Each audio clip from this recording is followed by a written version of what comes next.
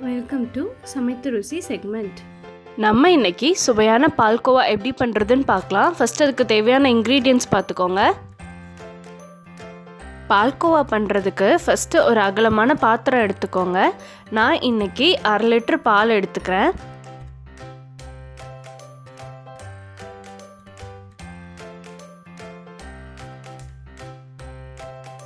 அதோட 1/2 கப் சர்க்கரை சேர்த்து நல்லா கிளறி விட்டுக்கிட்டே இருங்க. பாத்திரத்தில் ஒட்டாமல் நல்லா கிளறி விட்டுக்கிட்டே இருங்க. அகலமான பாத்திரம் எடுத்துட்டோம்னா சீக்கிரமாக ரெடி ஆயிரும்.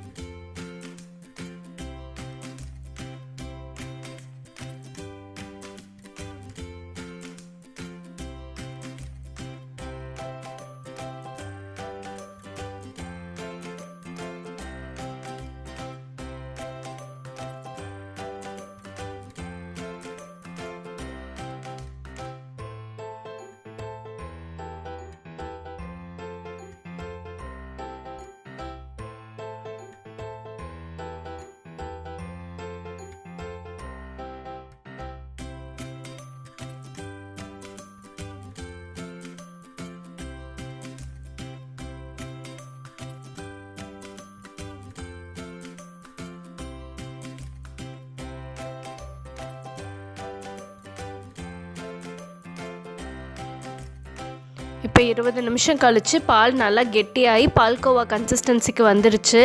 தண்ணி எல்லாம் போகிற வரையும் நல்லா கிளறி விட்டுக்கோங்க. அவ்வளோதான், நம்ம பால்கோவா ரெடி. சூடாறுனோன்னா சாப்பிடலாம் வாங்க.